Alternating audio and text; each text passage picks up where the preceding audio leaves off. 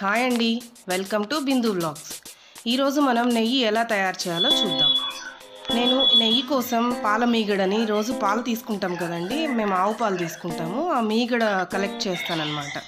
పాలు కాంచి ఫ్రిడ్జ్లో పెట్టి నెక్స్ట్ డే మార్నింగ్ పైన లేయర్ లాగా వస్తుంది, అది పాల మీగడ. దాన్ని మొత్తం కలెక్ట్ చేస్తాను.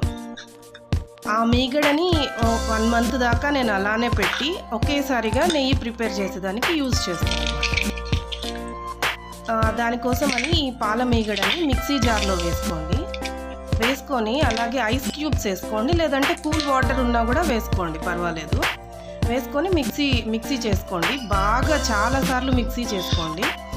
చేసుకున్నప్పుడు ఇలా చూసారా మీరు, వెన్న ప్లస్ వాటర్ వేరుగా కనిపిస్తుంది కదా, పైన ఉంది కదా, ఆ వెన్న మాత్రం తీసేసుకోండి. ఆ వెన్న తీసుకొని బాగా ప్రెస్ చేసి వాటర్ అంతా పోయేలా ప్రెస్ చేసి దాన్ని ఒక బౌల్లో కలెక్ట్ చేసుకోండి. మొత్తం 3-4 బాల్స్ లాగా వస్తుంది, అంటే మీరు మీ క్వాంటిటీ బట్టి చేసుకోండి.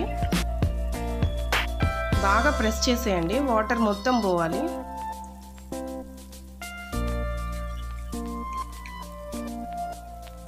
చాలా బాగుంటుందండి. ఇంట్లో తయారు చేసుకునే నెయ్యి అంటే చాలా ఫ్రెష్ కదండి. బయట అయితే డాల్డా ఇంకా యాడ్ చేసేస్తారు కదా.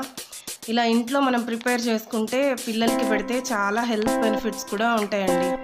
కొంచెం టైం తీసుకుంటుంది ఇది, కాకపోతే చేసుకుంటే మంచిది కదండి పిల్లల హెల్త్కి.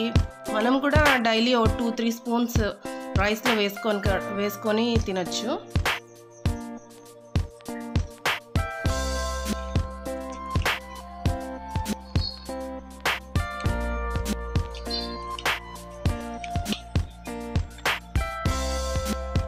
చాలామంది నా వ్లాగ్స్ అన్నీ చూస్తున్నారు కానీ సబ్స్క్రైబ్ చేసుకోవట్లేదు. ప్లీజ్ లైక్ చేయండి, షేర్ చేయండి, సబ్స్క్రైబ్ చేసుకోండి.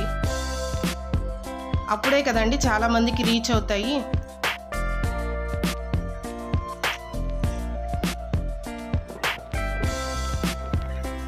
ఇలా చేసేసుకున్న తర్వాత ఓన్లీ వాటర్ ఉంటుంది కదండి, అది సపరేట్ అయిపోతుంది. ఈ వెన్న మొత్తం తీసేసుకోండి.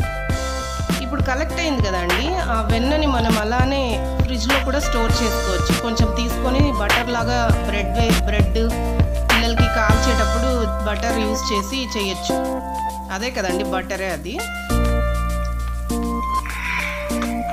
తర్వాత మళ్ళీ ఇప్పుడు వచ్చింది కదా, ఆ వాటర్ని ఇంకొక 2-3 టైమ్స్ మిక్సీ చేసామంటే ఇలా ఇంకొంచెం ఏమన్నా ఉంటే అందులో ఇలా వేరవుతుంది అన్నమాట. దాన్ని కూడా తీసేసుకోండి. ఆ తర్వాత వాటర్ ఉంటుంది కదా, ఆ వాటర్ని ఏం చేద్దామంటే చెట్లు ఏదన్నా ఉంటుంది కదా మీకు, చెట్లకి పోసేయండి. అంటే దాంట్లో ఉంటుంది కదా, ఇంకా ఏమైనా ఉంటుంది కదా, అది చెట్లకి మంచి పోషణగా కూడా యూజ్ అవుతుంది. ఊరికే వేస్ట్ చేయడానికన్నా ఇలా యూజ్ చేసుకోవడం బెటర్ కదండి. ఆ తర్వాత మీరు ఇలా కలెక్ట్ చేస్తారు కదా, ఆ కలెక్ట్ చేసిన మొత్తాన్ని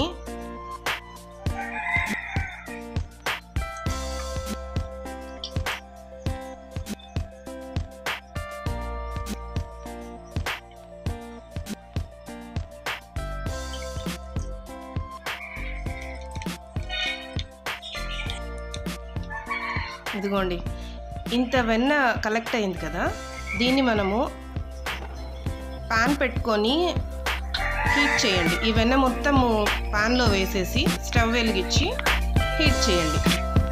బాగా కలుపుతూ ఉండండి, అప్పుడప్పుడు కలుపుతూ ఉండండి.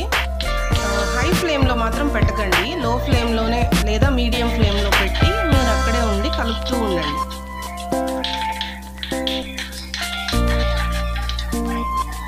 ఇది మొత్తం వెంటనే బాగా కరిగిపోతుందండి.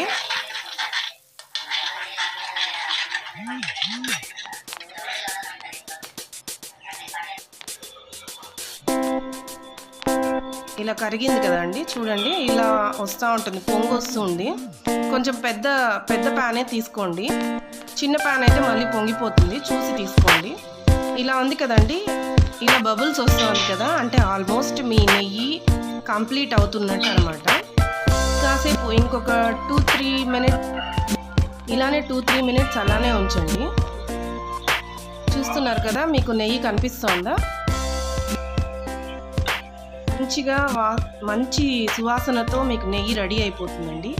ఇప్పుడు నేను తమలపాకు వేసుకుంటున్నాను. కొంతమందికి ఈ ఫ్లేవర్ నచ్చదు, నచ్చితే వేసుకోండి. లేదంటే కరివేపాకు, లేదంటే ఇలాచీ ఉంటుంది కదా అండి, అదైనా సరే లాస్ట్లో ఇలా వేసారంటే మీకు బాగా మంచి సువాసన వస్తుంది అన్నమాట. ఇప్పుడు స్టవ్ ఆఫ్ చేసేసి కాసేపు అలానే చల్లారనివ్వండి. చల్లారిన తర్వాత చూసారా మీరు మంచిగా నెయ్యి కనిపిస్తుంది కదండి. ఇలా మంచిగా చల్లారిన తర్వాత దాన్ని బౌల్లోకి ట్రాన్స్ఫర్ చేసుకోండి. అంటే మీ గ్లాస్ జార్లోకి ట్రాన్స్ఫర్ చేసుకోండి, మంచిగా స్టోర్ చేసుకోండి.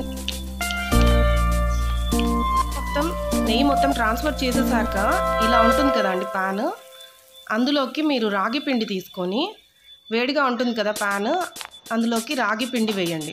బాగా వేసి మిక్స్ చేయండి.